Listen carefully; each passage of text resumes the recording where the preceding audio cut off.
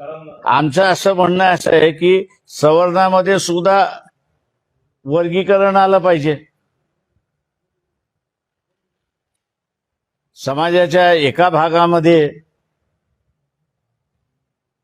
धोरण कुठलंही वरपासून खालपर्यंत सारखं असलं पाहिजे. तेव्हा जरांगे पाटलाला माझी असणारं आव्हान आहे, त्याला समजत नाही हे तर मलाही माहिती आहे. काका, त्याच्याबरोबर जे बुद्धिमान लोक आहेत ते सुद्धा आता कंटाळलेले आहेत. मराठ्यांना आरक्षण पाहिजे असेल ते त्याला म्हणा 50% वर्गीकरणाचा लढा सुरुवात कर.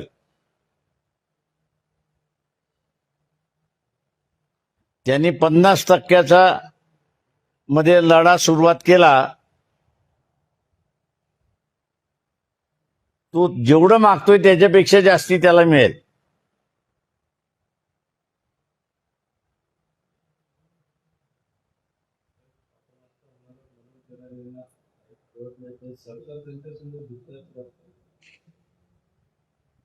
चुकतंय का? जर राणीशाही सोडली तर त्याची जी काही खाऊन पिऊन सुखीची अवस्था होती ती संपली. एका कुटुंबाचे 4 कुटुंब झाले. ते एका कुटुंबाचे 4 कुटुंब झाल्यानंतर 15 एकर असणारी जमीन ही काही 4 पट वाढली नाही ना, ती 4 पट कमी झाली. त्याच्यामुळे समृद्धी जी होती ती कमी झाली. आणि त्याच्यामुळे सगळ्यात सोपा मार्ग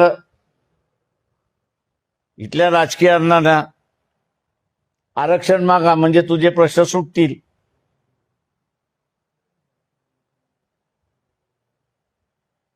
हा वर्गीकरणाचा लढा जरांगेने सुरुवात करावा.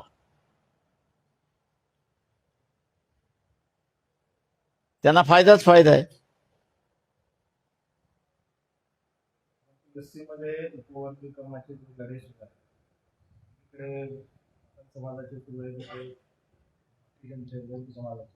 नाही, मला माझ्याकडे जी माहिती आहे ती मी तुम्हाला सांगतो. मातंग समाज हा ह्या प्रश्नावरती एकटा पडलाय. वाल्मिकी असेल, होलार आहे, चर्मकार आहे, यांच्या समाजाच्या बैठका होऊन आमचा वर्गीकरणाला विरोध आहे ही त्यांची भूमिका आहे. मातंग समाजाची भूमिका ही आहे की वर्गीकरण झालं पाहिजे. त्याच्यामध्ये हा सगळा प्रश्न अडकलेला आहे. जेव्हा आम्ही म्हणतो की हा प्रश्नाचा तोडगाच काढायचा असेल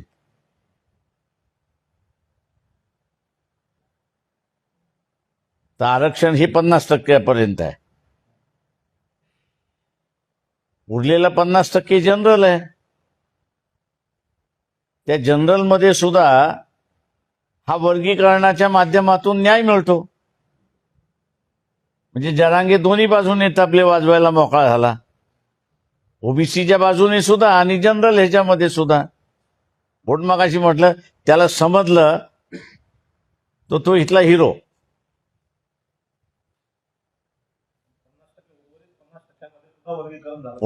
उरलेल्या 50% एखादं धोरण अर्धवट नाही ना तुम्ही लागू करू शकत. आता जसं मी म्हणालो की एससी मध्येच ट्रायबल तर विरोधातच आहे पूर्णपणे वर्गीकरणाच्या. एससी मध्येच उघड भांडणं तुम्हाला दिसायला लागली. मातंगांचे मोर्चे निघतात, ते म्हणतात वर्गीकरण झालं पाहिजे. होलारांचे निघाले ते म्हणतात विरोध. वाल्मिकीचे निघाले की ते म्हणतात विरोध. चर्मकाराचे मिळाले ते म्हणतात विरोध.